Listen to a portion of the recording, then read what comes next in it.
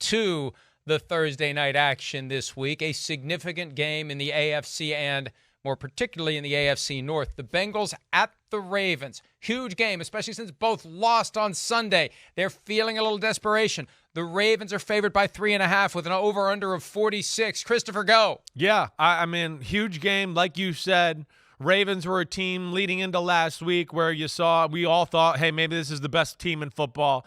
I still don't come off of that, right? They're still phenomenal. Closing out a game. Like I said to you earlier today, we've seen everything from the Ravens except for late pull out a tight, close victory late in the football game, whether that's come from behind or a team that's close and put them away. That's the only thing we kind of haven't checked the box on to go, oop, the Ravens can do that. All right, they're pretty unstoppable in all areas. I do think the Ravens, I think their defense is awesome, right? But I think with Joe Burrow, the ability of how he gets the ball out of his hands so quickly, they have a great short passing game. I think they'll move the ball and chew up some clock against Baltimore. But getting in the end zone and scoring points, I'm not so sure about that. Cincinnati's run game, it's been better as of late, but not great. Last week, it kind of took a step back, so I don't think about that and try to depend on that.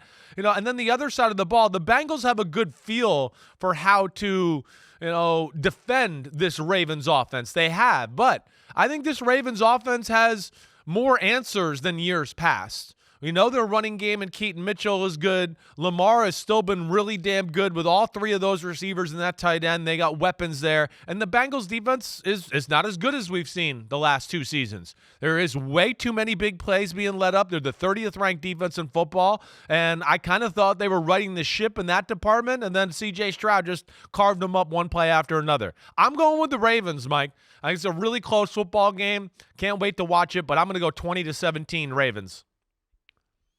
I got 26-23 Ravens. And I kind of chickened out here because I think the Bengals will play well with their backs against the wall. Yeah. I do. It's almost like a playoff game because if they lose this and fall to 5-5, they're going to have a difficult time getting in. They're already just on the outside looking in on the 7-team field in the AFC. But the Ravens at home, and they were at home on Sunday.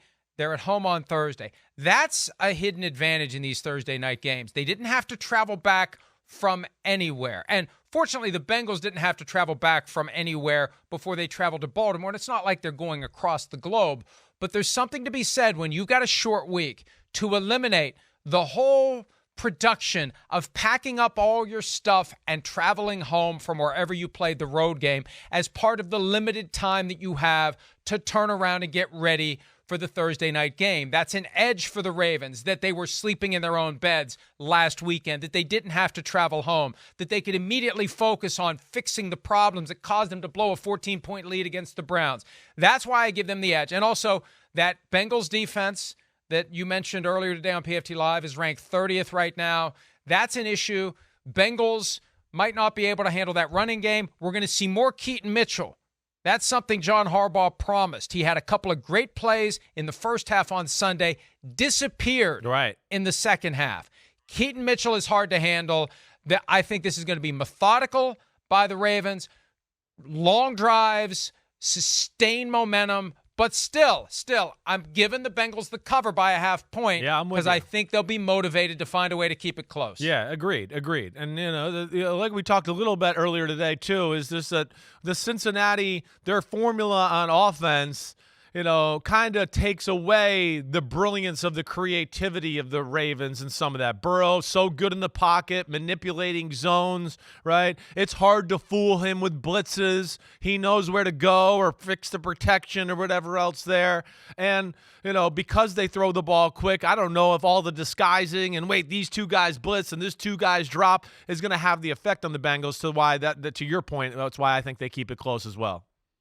Yo, what up, homies? Thanks for watching. Remember, subscribe to Chris Simms Unbuttoned. Right now, we got Sunday pod, right? So you can have it Monday morning. We recap all the action. Wednesday, it's the What the Happened podcast. We're going to get deep in the weeds on the key matchups of the week. And then Thursday, I'm picking games with that jerk Florio. So you know where to find us, homies. Keep watching. Peace out. We'll see you.